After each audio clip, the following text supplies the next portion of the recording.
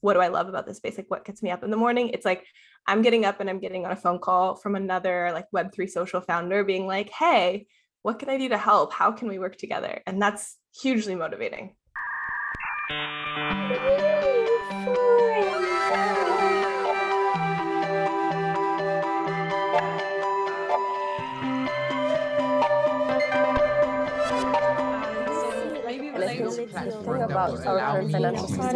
Hello everyone and welcome yet to another episode of NewForum. NewForum is powered by NewCoin Foundation and is focused on fostering decentralized social applications, also known as Social 3.0, by forming an ecosystem and a community of visionaries, creators, and investors to spark conversations on the topics of crypto and Web3 culture. And on this episode of NewForum, we're super excited to have Katy Atherholt. She's a designer, podcast host, and founder of Who is Moss and Seam. Katy is part of the Friends with Benefits community. She also loves surfing, matcha, and baked goods. We can't wait to chat with her about Web3 culture, her experiences within the space, and how she's building products with her community. Hey, Katy, welcome to NewForum. Hi, thank you so much for having me. I'm so excited. Awesome. I was going to ask you, how are you today? But we already chatted. We've covered that. Yeah, we already covered that. Not the worst day, not the best day, but I'm happy to be here and I'm happy to be chatting with you too. And I'm so excited to talk about Web3 social. I feel like I haven't had enough people ask me to have conversations. It's mostly me forcing other people to talk to me about it. So I'm excited. Perfect. That's perfect. So then what makes you want to work in Web3, and like what makes you get up in the morning and, just get excited about working in the space? It's been an interesting sort of evolution. Initially, when I was starting to get involved, it was really in small doses in different communities, different like bounty opportunities. I'm kind of a if you think about different onboarding ramps, I'm definitely the bounty hunter type where I was like, ooh, I could get some tokens. And then I exchanged those tokens for ETH. And then I got other things and, bought NFTs. Like I learned about so much of Web3 as like a next step from like community oriented bounties. And so I get really excited about the idea that people can kind of like discover this space in small increments and not have to jump in all the way. I think some people enjoy that, but I love the discovery process. I love that it feels like there's another community around the corner that's like fun and aligned with my values and my goals in some way. And it just feels, like you're in like a video game or something and there's like a whole map to discover. And I've discovered like 30% of it still, even though I've been around for a little while. So that's what gets me up for sure. So how was your overall transition from, did you work before, like what was before Web3 kind of? I would love to know your journey. It's like BC, before Web3 and after Web. I have been a designer for about 5 years. And the reason that I'm like, how long has it been is because I studied communications in school, and then I actually learned to code, and I was like, I'm going to be a developer. You can make anything as a developer. It's going to be so cool. And then I started to code and I did some front end development, and I was like, wait, I care way more about how it looks and how it feels than making it like as fast as possible. I actually don't care if it's fast, which made me kind of a bad developer. So I got into product design at a startup that did communications between families and providers, like healthcare providers and aged care patients. So really vulnerable population, really interesting problem, because most people who are elderly and suffer from dementia, like they don't really interface with technology comfortably. And so it's a really cool design problem. And I think that was when I got stuck into design and design for communication specifically. And from then on, it's just been learning as much as I can, working on different projects, that kind of thing. Katy, for you, what is kind of the difference that you see from Web 2 socials to Web 3 socials? Like, what are the main difference you see there? Well, what I love about Web 3 and Web 3 social is that it's being created as we speak. And so we have a lot of influence, way more than we ever did. And that's actually that's definitely one of the main things I love is I love the idea that Web3 feels like it's being created. And when I look back at Facebook and Twitter, it didn't feel like we as consumers had that much say in how things were being created and why they were being created and how our attention was being harnessed. And I think if you sort of think about the worst parts of social media, a lot of those, the attention kind of grabbing, the ads, the features that don't protect people, like a lot of those things have been built in companies and then handed to users like, here you go, let's see how this works kind of thing. And I think Web3 social, for me, there's such a big opportunity for us to build together and to be constantly checking in, and also taking our experiences from Web2 social and being like, hey, did we actually like the fact that you could, I don't know, I'm trying to think of Facebook. There was a Facebook feature called Honesty Box where you could like send someone anything, and it was so mean. And I remember being in high school, coming home and looking in like my like honesty box or whatever it was called, and seeing these things, like obviously not all mean. Some were like, I think you're cute or whatever, but it was definitely built by someone who didn't really understand how it could be exploited and turned into something hurtful. And I think as a kid, when you and your parents both don't really understand that, like those things are pretty intense. And it's cool to think that we could be building a social media that's like a healthier one to start to use, like a healthier way to get to know the internet. So that's what I think the big difference is just the agency that users have. You touched on some really interesting points, and sorry that you had to experience that, and I think that it's really cool that in Web3 we're all like, it's a new thing, and everybody gets to be a part of it, and we get to like play a role in the structures, the infrastructures, and just how everything comes together, right? And I think that I also like that it's so inclusive, right? And so it's diverse, right? And so it's like everybody gets to be a part of the conversation. And I think that's brilliant because we're building it for everyone, and we want the world to be a better place. And we want online engagement to be better, right? I am also curious to know, like, of course, Web3 is solving a lot of amazing problems, but have you also encountered any, like, let's just say, what are the pros and cons, you would say? I'm so here for this conversation. I mean, I think if you don't talk about the cons, like there's so many cons. That's the reality. That's like my first answer. I want to say I'm optimistic. I'm extremely optimistic, but I'm also not, you can't be ignorant. And I think something that I've been sort of a side tangent, but something I've been really excited about is the idea that there's a lot more people who have a lot of experience in product design and strategy and research joining the space, who are used to like handling users delicately because they want to get good data from the sessions that they run. They're not trying to influence people. They're not saying, oh, this is so great, tell me what you think. They're like, hey, use this and like, let's see how it actually works. And so I think that Web3 is in for like a bit of a shakeup when people who have a lot of experience building products start to hold product builders accountable, because right now there's so much interesting tech that can be leveraged in ways to reward users or to align incentives or whatever the case may be, for to make people money, and it's not being used totally responsibly all the time. And so there are a lot of products where, and I mean, this is the nature of Web3 and self-sovereignty, but there are a lot of products where there's not great onboarding.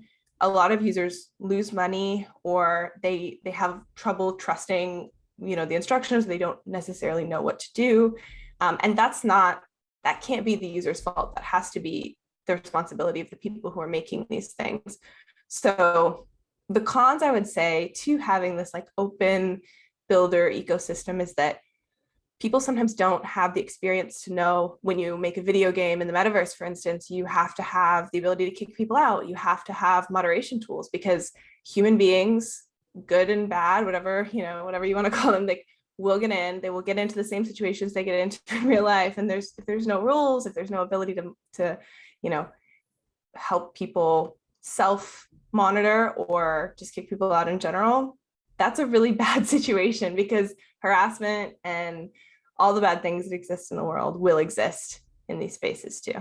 What has been your process with building products through your community? Because I'm just like curious to know how can it be done, because most of these Web3 platforms or organizations, it's like this a group of people come together and then create stuff, and then they just present it to you and you take it or you leave it, kind of, right? And so how has it been like going through this process with your community, or with the community you're building it for? It's a great question. And I love what you said about this sort of like you build something and then you give it to people and then you sort of they like take it or leave it. I think that's an interesting aspect of the space, because there are a lot of products that are just starting out, and social is a great space, a sort of like space within Web3 to focus on. There are a lot of products that are newer, and you really do get maybe one or max two chances to sort of like be like, hi, here's my idea, what do you think? And I think the less you can surprise people, that's maybe like, let's try and do three things here. Like, rules of thumb for me is try not to surprise people, try and involve them in the process, try and show them things, like do your research and try and show them conventions that they understand and that they're comfortable with. Like, people understand the way that feeds work. People understand the way that like, a search, like e-commerce filtered search works. So if your product includes things like that, don't try and reinvent the wheel the first time around. And I think the third, maybe like good rule of thumb that I would say for people building out products is almost like make two lists. What do you not need to redesign for this to be a successful product? And what are like the biggest opportunities because of the new technology, or, the whatever kind of Web3 infrastructure you're bringing into the space, and balance out how much new, exciting, innovation you're bringing to the table, and how much comfort and safety and like trust you can bring in from what people expect. I think that's a super good advice, and like being transparent and being close to the community kind of is what I think about.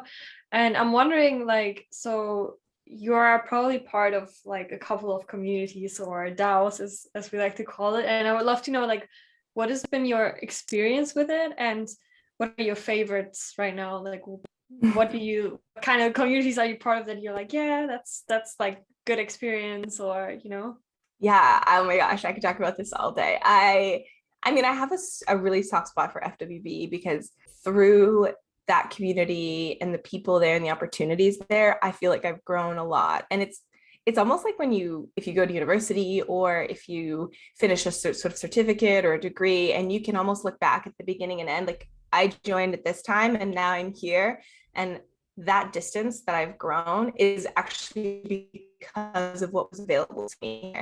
I think that's like a really ideal situation. I don't know that happens with everybody. I'm in some DAOs in a much more casual sort of like networking sense, like I want to chat to people, they're here, we have a similar interest. And then I take my sort of contributions much more seriously and I get much more involved. So right now, favorites would definitely be, I mean, FWB is always, love everybody there. And I get to run a segment every week called Friend of the Week there, which helps me also get to know people. So I feel like every single week I just discover like another new amazing person in the community, which is really cool. So yeah, but also obviously biased. I've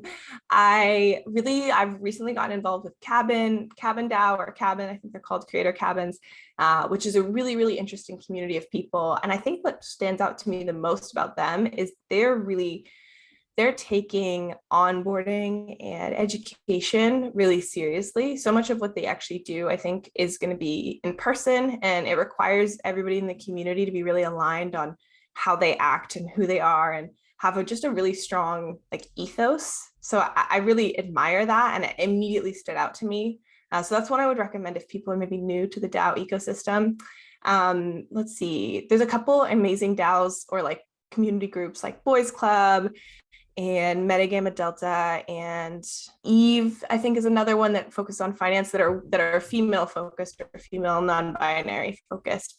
And I think that's a really great space for women who are getting involved, because it's just, from my perspective, a little bit less intimidating. They're smaller, they're more hands-on, and they're really, really focused on like, why aren't there as many women in Web3 as there are men, and like, how can we change that? And so those are to drop a few names, those are my favorite. Thank you for sharing that. And it's funny, we actually just had a recording with a Friends with Benefit member, and she's actually like a really active contributor. And as she said all these amazing things about FWBD, and we were like thinking, oh, maybe we should check it out, you know. And then you also add on, and so I'm like, okay, then that's awesome.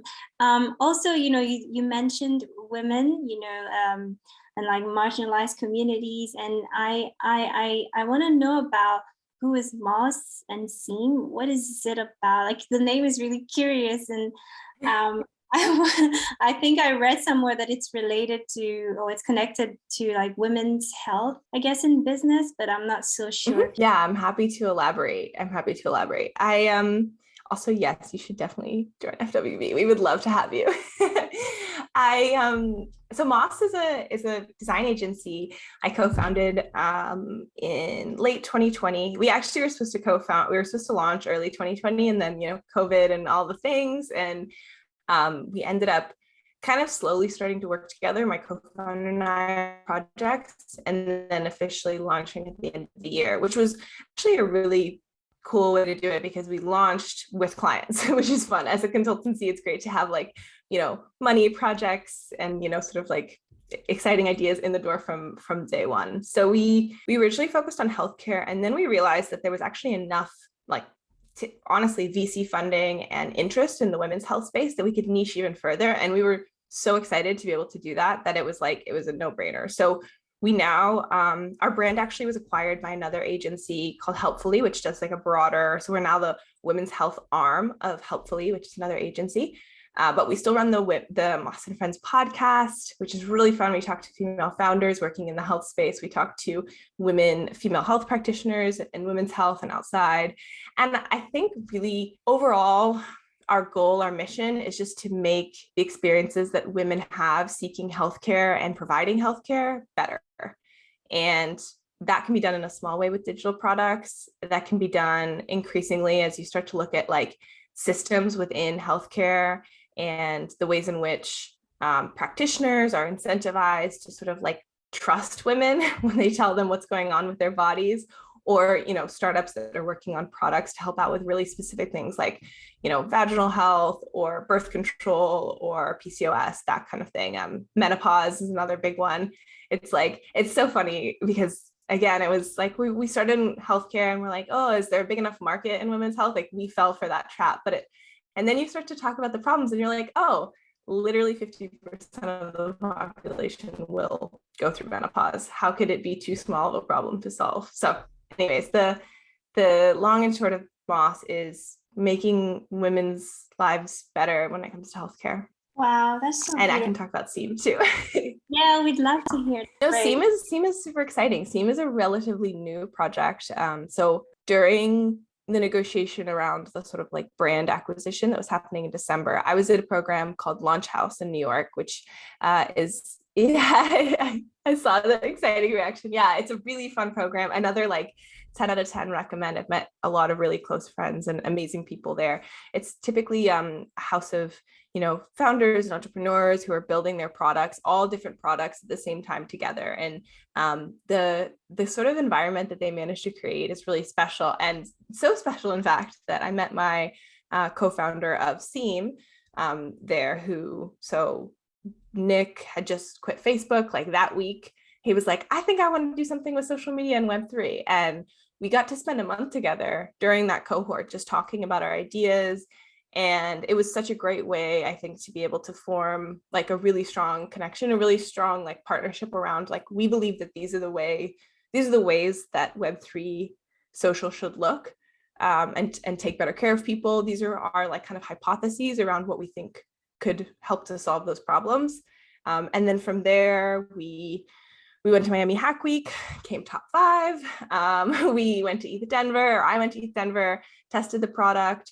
We just got back from South by Southwest, and we've just been doing these like product build sprints, you know, talking about different next steps around fundraising and accelerators and grants. And it's been incredible, the amount of support that we've gotten in this space, and also the amount of support from people who are also building products that in the Web2 space would much more be like, oh, we're competing, you're also building, you know, social, whatever. It's like in Web3, it's like, no. How are we interfacing? Like, how can we help?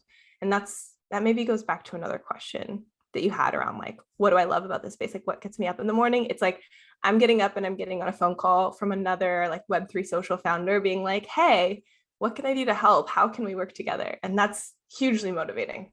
So that's Seam.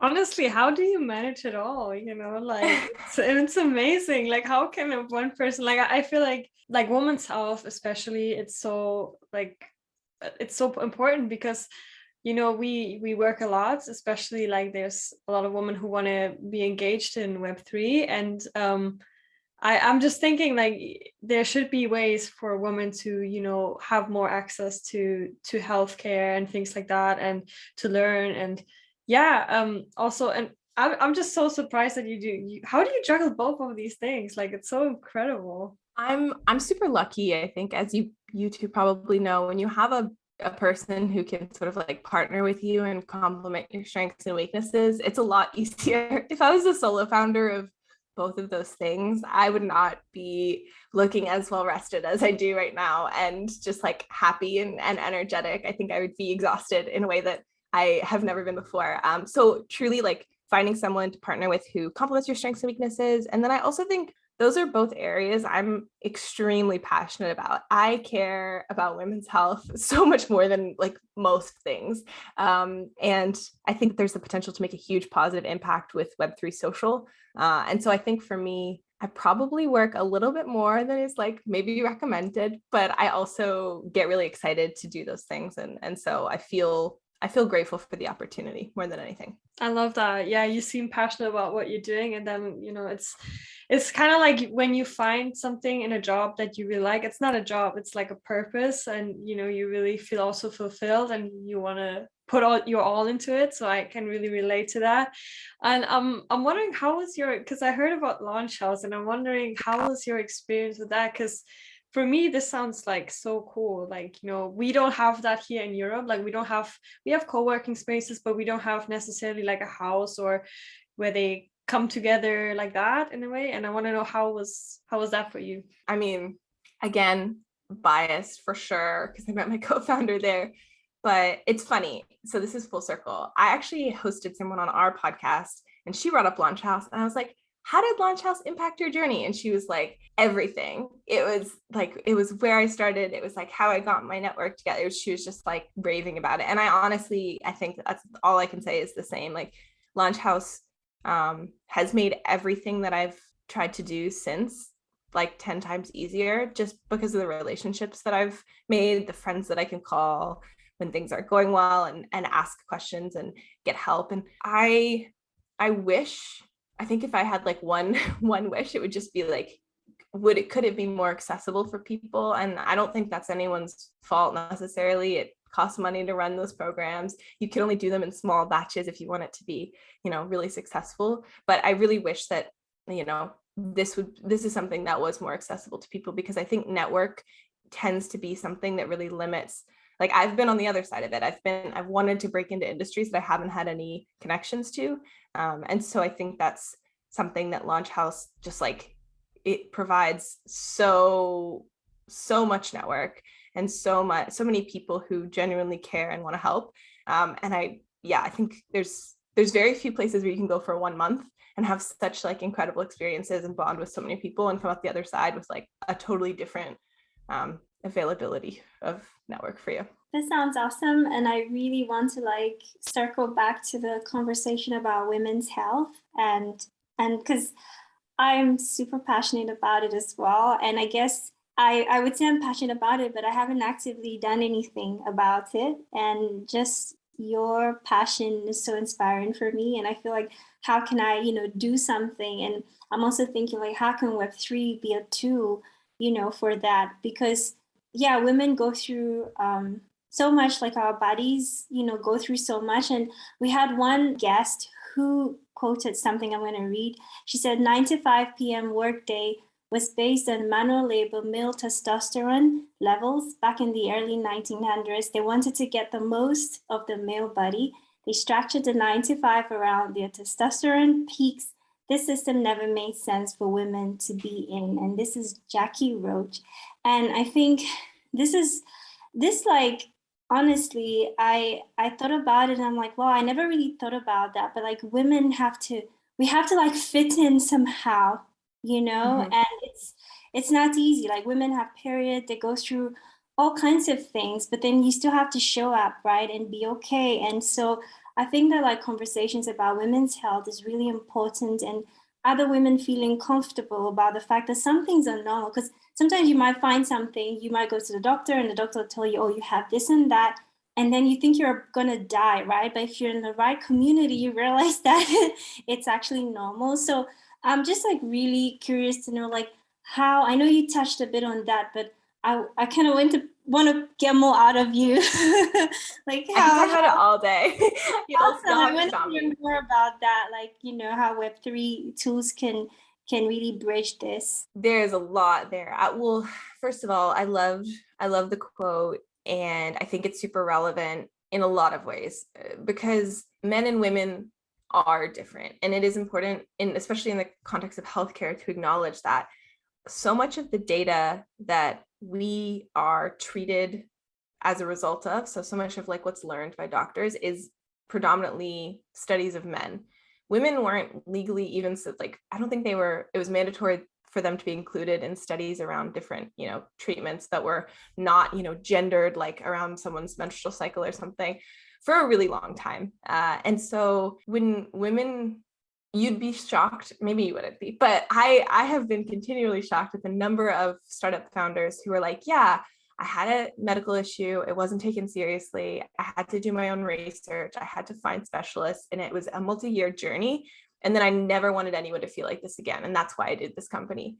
And that's such a different energy than like, oh, I wanted to do a startup. And I'm like, what problem can I fix? It's like, no. This is like it's like your purpose, like you mentioned before. Like when you find something that really resonates with you and you're like, I never want people to have to feel like shame or a lack of trust in the system or whatever these like negative feelings are, you will pretty much move like heaven and earth to get to a place where you can provide a solution that's better. And so I think, just to say, that's something about the space that is so incredibly inspiring. And it's sad that has to exist, but I'm happy that it does.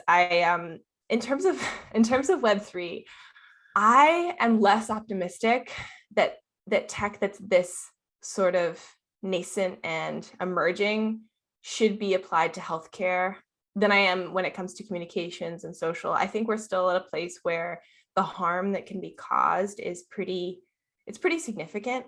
And healthcare is already a place that's extremely complicated and challenging to build tech for, because it moves much slower, and it moves slower for good reason. It moves slower for safety and regulation.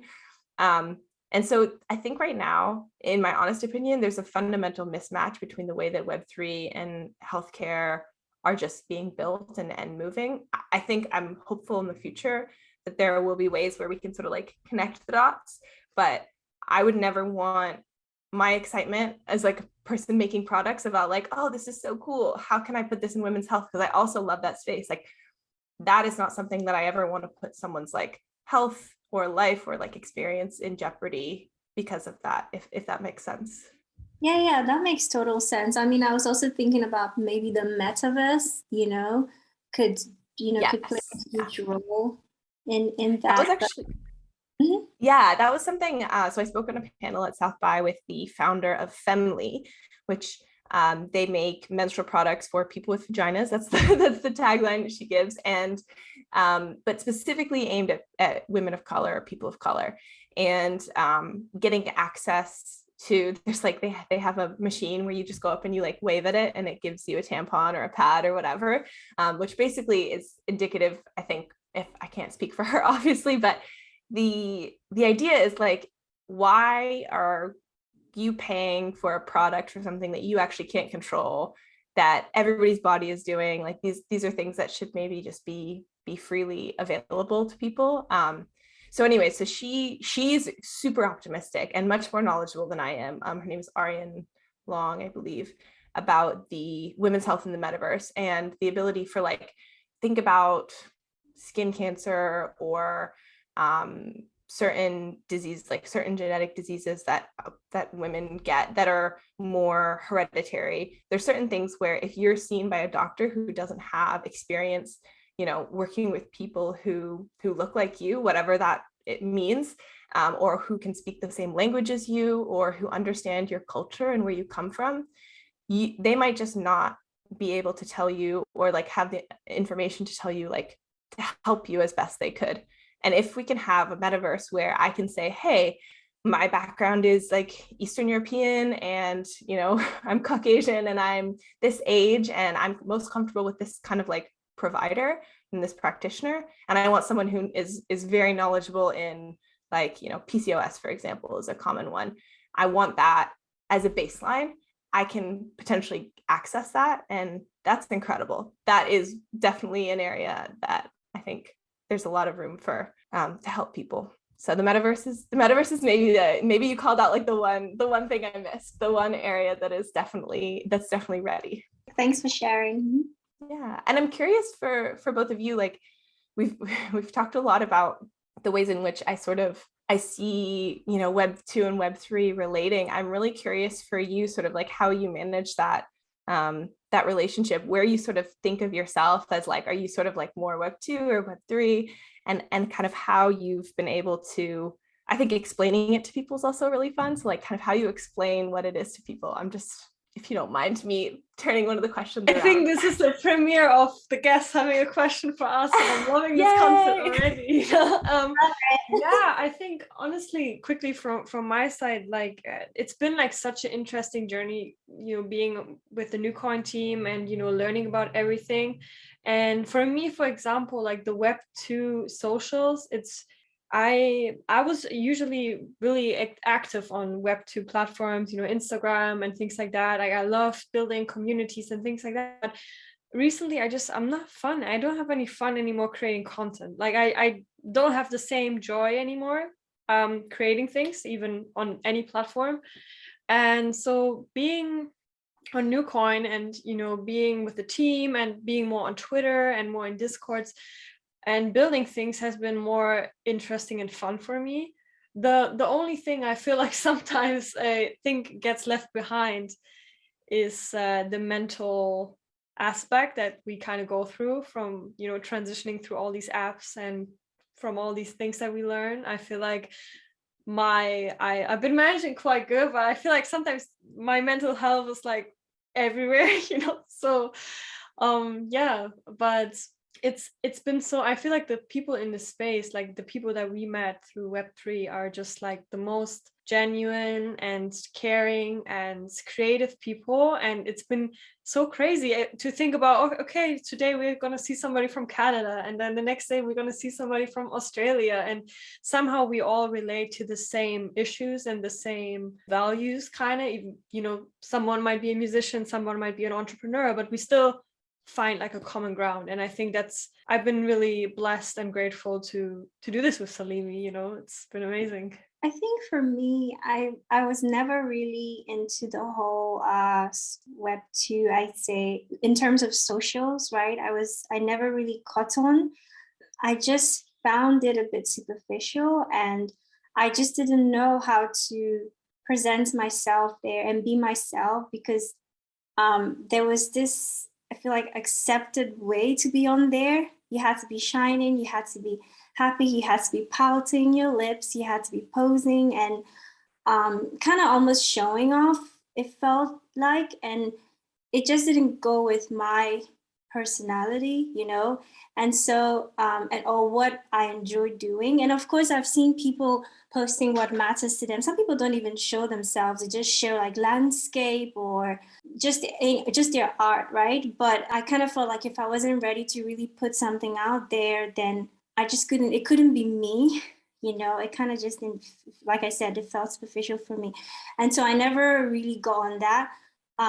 But then being in Web3, I'd say I'm enjoying the experience more, because I feel like on Twitter, there's like a lot of, even within Web3, there's a bit of some hype going on here and there, right? And there's just a lot of information, but I feel like there's this purpose, and there's people have this mission to solve a problem, to get to the bottom of something. And so when I go on example like Twitter, I'm just like maybe learning something, and it's not as superficial. There's just information. And also LinkedIn was another place that I kind of like, enjoyed, because I could put my work and it kind of felt more focused. And so, yeah, I'd say like I'm not sure if I answered your question, but I'm really enjoying my experience in Web3 so far. I'm pretty new in the space, and so I'm still learning, And whenever we have these calls, as much as it's an educational platform for our community, it's also being educational for me as well. And I mean, it's like we're all sharing ideas and information. So I say so far so good. I'm enjoying it, and of course, we cannot throw all the shade at Web2, because it needed to be there for Web3 to happen, right? Because Web3 is solving problems, trying to disrupt and solve problems from Web2. So I think, yeah, it kind of balances itself, I guess. So that's kind of where I'm at. Let's see.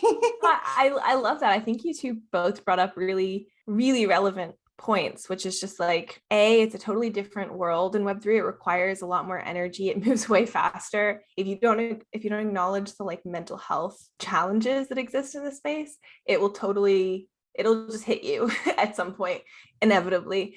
And I think to kind of like put, I guess, my framework to what you were saying about like enjoying social and feeling like you can be expressing yourself creatively versus feeling like you have to be sort of in a prescribed set of norms. Like a recent idea that actually Nick shared with me is the idea of like influencer media versus social media. Like, what should social media really be giving us in the way of connection and communication and support in relating to people? And how did influencer media just manage to be like, oh, we're here too. Like, we're just going to be in the same spaces, doing the same things, and tailoring who you are to show up on a news feed next to people who are like airbrushed, if you're a woman, as it happens a lot, or people who are on Twitter or other platforms like writing very, very smart academic things. It can feel intimidating. And Web3 does really feel like there's this common ethos, this common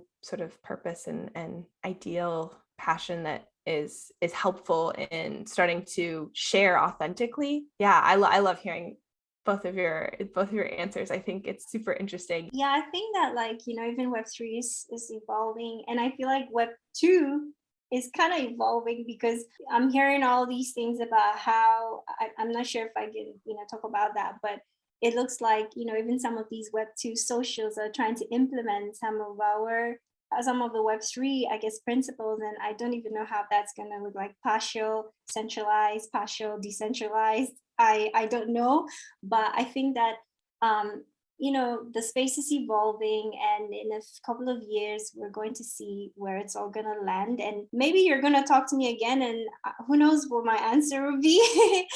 So yeah, it's just, for me, I'm just like really excited about the potential of Web3. The word potential like does it for me. And like Joy also said, like the mental health, it's very important. Whenever we have these conversations, I always like, as much as I can, I mention like trying to also experience or having, as much as we're building so much value on the internet, we shouldn't forget the IRL, right? The in real life as well, because whether you like it or not, you're gonna live in real life.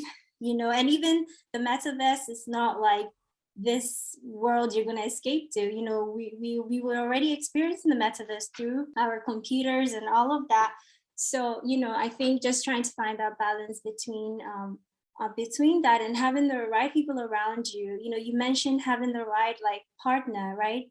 Your co-founder, and you balance each other, and you look so bright, and you're managing all these things. You look like you've been sleeping really well. Right? I'm doing my best. I don't know if it's going great, but I'm just doing my best. Exactly. Totally. So I think the community and people like Joy and I, we always have these type of conversations. Even after the calls, we like chit chat a bit, and we share things, and it's quite we support each other, and yeah, it's been great. I like what you also said about the influencer thing. You know, I'm really curious to see where all these people, like, what is gonna happen, because I feel like the way it is right now, it doesn't really seem super sustainable for a lot of creators. And you know, that's something that has been on my mind, because I've been on social media since I'm like 16, 17, you know, when Facebook came around, or and Instagram. And it's like, for me, it's always like, I love human creativity, whether it's building an app or making a painting or music. Like, as soon as like some human creativity is involved, I'm getting like really excited. But I feel like with the recent Web2 platforms, it has been really stiff, or like it has been like the same kind of thing over and over and over again. And the other day I was so shocked. I was like in the kitchen and my brother was there, and he was scrolling and scrolling and scrolling, and you know, all these sounds was coming up and like switching. And I was like, is this how we look like when we do these things? You know, like, that's actually crazy. Like, I need to like watch myself that I don't do this too many hours a day, you know, because it looks like from the outside, it looks kind of crazy, to be honest, you know. Yeah, I just wanted to say that that's why I joined NewCoin, because we're, you know, the creators we have and the mission and what we're building, I think is like exactly what is missing for these creators, you know, and the mission that we have. And yeah, like trying to help creators monetize and also find communities, you know, to create, I think is really what drove me. And that's just what I just wanted to add, that little thought there. I love this format of conversation because it feels so much more like rich and meaningful than anything that you can have, you know, just like one person talking at the internet on something in like an article or like a Twitter thread or something like that. So yeah, I really appreciate you both being willing to share, because it helps to add so much to the conversation. So we touched a bit about the metaverse, and I want to know your overall thoughts for creators and in general. Like, you just touched a bit about how you see the metaverse, but like, what do you think is going to be like the whole potential, I guess, of the metaverse, or how is it gonna look like? Are we already like in the metaverse? Is it like gonna look, is it like a place on, I don't know, Decentraland, or what is your thoughts on the metaverse? I think we are in the metaverse. I think we are in some version of the metaverse. The fact that we're all further apart than we could probably drive. I'm trying to do geography right now, but for you guys, it's like, I don't think that we can discount how much is possible just based on the tools that we have. Like, when I think about what I'm most excited about on the furthest, like most metaverse side of the metaverse spectrum, it's like you can experience things that you would not be able to experience if the metaverse didn't exist.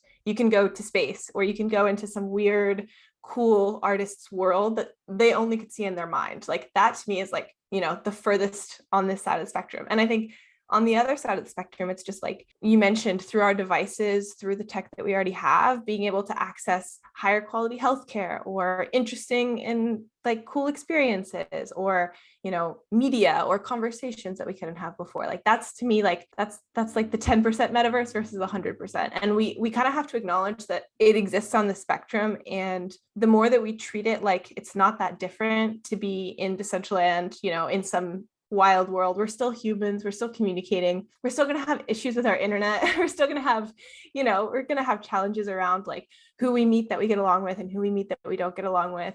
And there's just more and more layers of interesting aesthetics and, you know, dynamics and game mechanics and all of those types of things. So I'm not sure if that answers the question, but I think it exists on a spectrum for me, and I think we're definitely in some part of that. I guess we're in the metaverse. Well, we had a guest who said she went partying in the metaverse, so I think I'm convinced that it is vaguely here and here, and it's gonna get to exactly where it needs to be, right? But I think that we're already experiencing it, you know, somehow. That sounds fun. I want to party in the metaverse too. Right, Where do I go? How do I get in? I know, right? She even said people getting drunk or whatever, getting high. I mean, I'm just like, I couldn't even imagine it. And then we had another guest who said he always got lost in the metaverse, and then they'll have to come find him and like, hey, where are you going? Like, he like bumped his head or whatever on the walls. That really cracked me out. That was hilarious. So yeah, of course it needs the infrastructure and all of that. It needs more, I guess, and structure and features or whatever. It needs more developing. But I think we're kind of experiencing it. I'm kind of convinced that we are. I want to know what you think about DAOs. Any thoughts and any thoughts about DAOs at all? I have many thoughts. I think it's a really on the most broad level. I think it's a really interesting sort of new framework for thinking about community building. I think that structures like DAOs have existed for a really long time, and it's really nice to be able to in Web3 kind of center a conversation around like this type of community. But they're super variable, as you both probably know. And yeah, there's a lot of opportunities, I think, to improve on the way that DAOs are both perceived. Like I think of DAO almost like the word NFT right now, where it's just like, everyone's like, what is an NFT? And you're like, I mean, how much time do you have? We could talk about it all day. But fundamentally, I think it's a really cool word to like anchor discussions around community in Web3. And I've been super lucky to have that be the way that I've gotten into the space.